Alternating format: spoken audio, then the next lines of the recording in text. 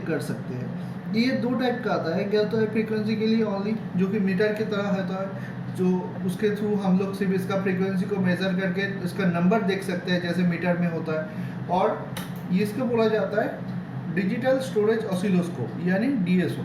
तो इसके थ्रू हम लोग उसका फ्रीक्वेंसी का नंबर भी देख सकते हैं और उसके साथ साथ उसका फ्रीक्वेंसी प्रॉपर आ रहा है कि नहीं, उसका वेव वगैरह, उसका डिफरेंस, सब कुछ यहाँ पे मेजर कर सकते हैं। तो ये हमारा मदरबोर्ड है। तो जैसे कि आप लोगों को पता है कि मदरबोर्ड में हम लोग वोल्टेज इनपुट करते हैं। तो मदरबोर्ड में वोल्टेज इनपुट होने के बाद सबसे पहले हम लोगों का जो वोल्टेज सेक्शन होता है, ये वाला सेक्शन ऑन होता है।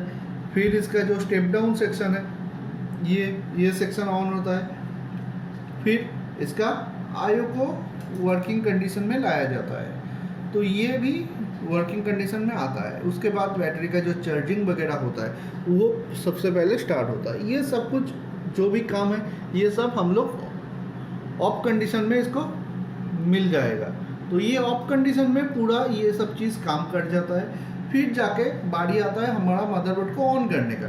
तो अगर फिर जाके हम लोग पावर बटन को ऑन करते हैं तो फिर हम पावर बटन को ऑन करने से ये लैपटॉप पूरी तरीके से स्टार्ट होगा और बाकी जितना भी पार्ट्स वगैरह है, जितना सेक्शन है, वो पूरा सेक्शन फिर जाके ऑन रहेगा। तो चलिए हम लोग एक बार देख लेते हैं कि यहाँ पे जो वोल्टेज आता है वो किस तरीके से आता है। तो मैं यहाँ पे इसको ऑन कर देता हूँ।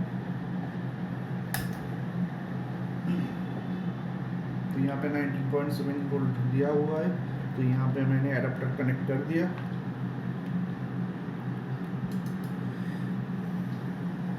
तो पहले मैं एक बार मीटर से आपको दिखा देता हूँ कि इसमें वोल्टेज आ रहा है कि नहीं। तो देखिए ये हमारा एडाप्टर का जैक है, इसमें यहाँ पे 19.7 वोल्ट आ रहा है। फिर ये हमारा B+ है, इसमें भी हमारा 19 वोल्टेज शो कर रहा है। फिर उसके बाद हमारा स्टेप डाउन में भी वोल्टेज आ जाता है, लेकिन अभी लैपटॉप ऑन नहीं हुआ। आप वहाँ पे देख सकते हैं उसमें कोई एम्पेयर शो नहीं कर रहा है पीसी पावर सप्लाई में। तो मतलब यहाँ पे हमारा लैपटॉप अभी ऑफ कंडीशन में है। तो चलिए मैं एक बार ऑफ कंडीशन में आपको चेक करके दिखा देता हूँ कि इसमें हम DSO से कैसे इसको आइडेंटिफाई कर सकते हैं। तो मैं इसको यहाँ पे लगा देता हूँ। ये जो प्रॉप है, प्रॉप का ये वाला पोर्शन आपका नेगेटिव के लिए इस्तेमाल होता है। जैसे हम लोग मीटर में ब्लैक को ग्राउंड करते हैं तो ये इस तरीके से यहाँ पे ग्राउंड का काम करता है। अब आपको लग सकता है कि रेड वायर क्यों है, ऐसा कोई बात नहीं है, ये कोई भी वायर लगाने से चल जाएगा। ये नेगेटिव के लिए काम करता है, तो चाहे तो आप इसमें ब्लैक प्रॉप भी लगा सकते हैं। और ये वाला मिडिल जो पिन है, ये वाला पॉजिटिव का पिन है।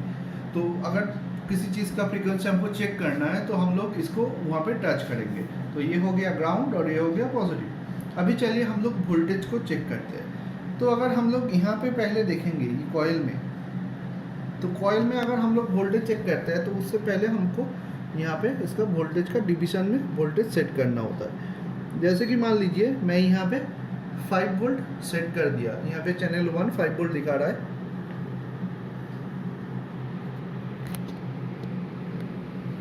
देखिए ये यहाँ पे 5 वोल्ट शो कर रहा है।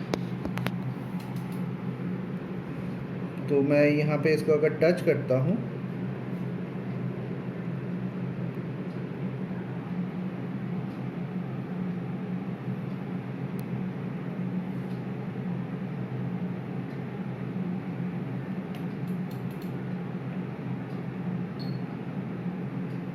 अच्छा चलिए मैं यहाँ पे 10 कर देता हूँ। तो 10 वोल्ट यहाँ पे मैंने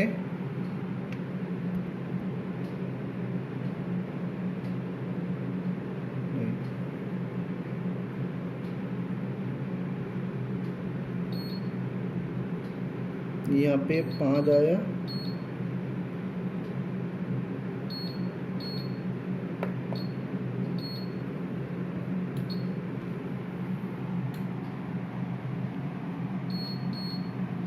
तो यहाँ पे 5 वोल्ट मैक्सिमम आ रहा है। तो चलिए ठीक है, 5 वोल्ट में मैं इसको रख दिया। फिर अगर इसको यहाँ पे टच करेंगे तो यहाँ पे हमारा जो वोल्टेज का डिवीज़न आ गया वो अभी 5 वोल्ट करके दिखा रहा है, मतलब एक एक बॉक्स जो आएगा वो हमारा यहाँ पे 5 वोल्ट को दिखाएगा।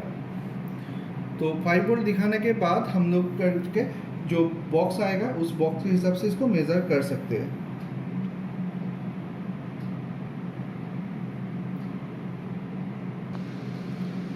तो मैं यहाँ पे इसको 5 वोल्ट का सेट कर देता हूँ पहले। तो मैं यहाँ पे इसको 5 वोल्ट कर दिया है, देख रहे हैं आपको।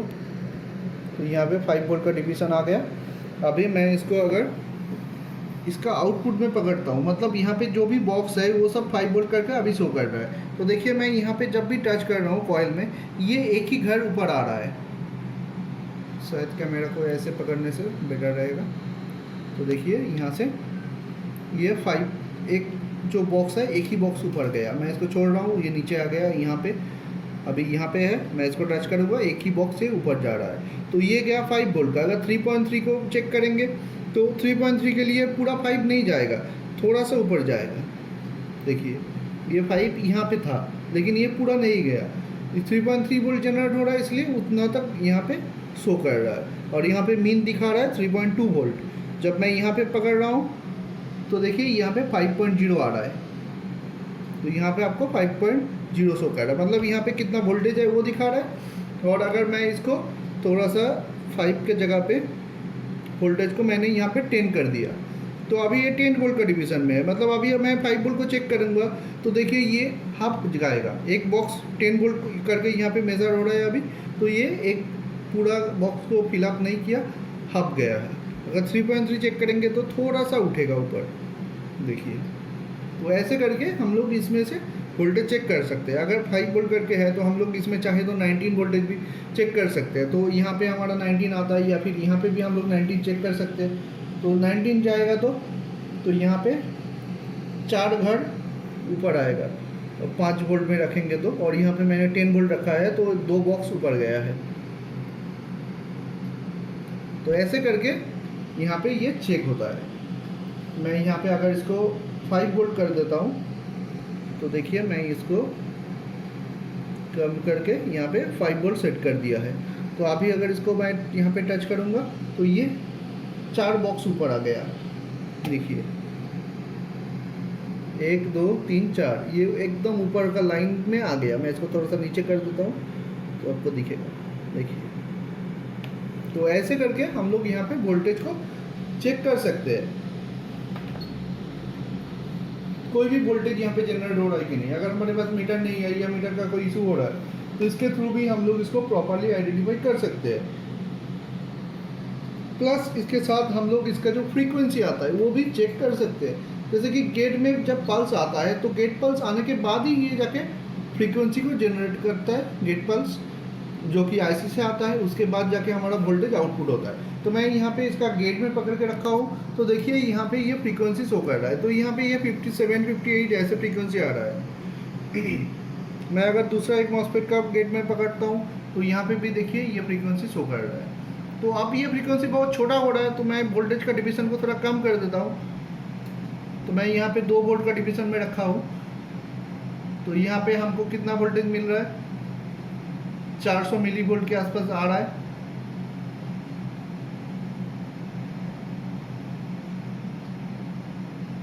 यहाँ पे ये वायर का कुछ प्रॉब्लम हो रहा है, शायद लूज कनेक्शन हो रहा है यहाँ पे टच करने से, तो इसके वजह से ये थोड़ा सा हिल रहा है। अदरवाइज ये एकदम प्रॉपर रहेगा, देखिए यहाँ पे हो रहा है। तो ये इसका फ्रीक्वेंसी है, और फ्रीक्वेंसी का ये जो ऊपर वाला पोर्शन है ये उसका हाई पोर्शन है, मतलब ये ऑन कंडीशन है, और ये नीचे वाला जो पोर्शन है वो उसका लो कंडीशन है। मतलब हाई का मतलब होता है ये ऑन टाइम और लो का मतलब होता है ऑफ टाइम। तो जितना देर मॉसफेट का ये ऊपर का पोर्शन ऑन रहेगा तो उतना देर ये वोल्टेज को पास कर सकता है। तो ये एक मॉसफेट का देखिए इसका हाई पोर्शन कम है, लो पोर्शन ज़्यादा है। अगर मैं दूसरा मॉसफेट का पकड़ता हूँ तो इसका उल्टा होगा।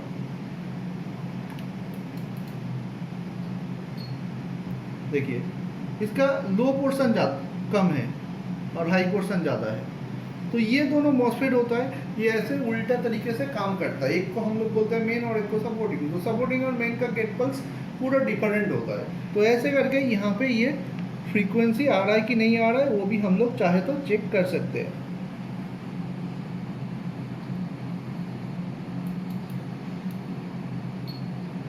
यहाँ पे भी देखिए एक फ्रीक्वेंसी मैं आपको दिखा रहा हूँ, ये एक क्रिस्टल का फ्रीक्वेंसी है जो कि है 25 मेगाहर्ट्ज का, और इसमें वोल्टेज आ रहा है 480 490 ऐसे मिली वोल्ट का, और फ्रीक्वेंसी है 25 मेगाहर्ट्ज। तो ये फ्रीक्वेंसी है, और ये फ्रीक्वेंसी जो आ रहा है ये साइन वेव में आ रहा है। पहले जो मैं यहाँ पे आपको दिखाया था ये वाला,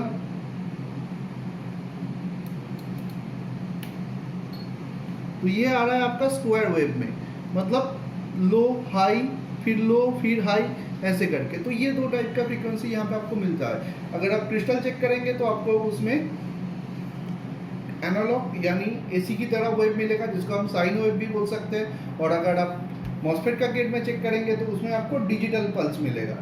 गेट पल्स हमेशा डिजिटल होता है जो कि आईसी से जनरेट होता है, और क्रिस्टल का अगर फ्रीक्वेंसी आप लोग चेक करेंगे तो वो हमेशा एनालॉग में आता है। तो ऐसे करके हम लोग के पास अगर ये वाला चीज़ होगा तो इसके थ्रू हम लोग इसको पूरा बारीकी से चेक कर सकते हैं, और कोई भी जगह पे अगर प्रॉब्लम आता है तो उसको प्रॉपरली हम लोग एग्जीक्यूट कर सकते हैं, आइडेंटिफाई कर सकते हैं। तो ये है कुछ डिवाइसेस, और जिसके थ्रू हम लोग इसको फुल चेकअप कर सकते हैं, और कहाँ पे एग्जैक्ट प्रॉब्लम है उसको भी आइडेंटिफाई कर सकते हैं। तो जैसे कि ये डीएसओ हो गया, ये हमारा डीसी पावर सप्लाई हो गया, तो ये सब डिवाइसेस का कैसे यूज़ होता है ये सबको आपको क्लास में और भी डिटेल में बताया जाएगा।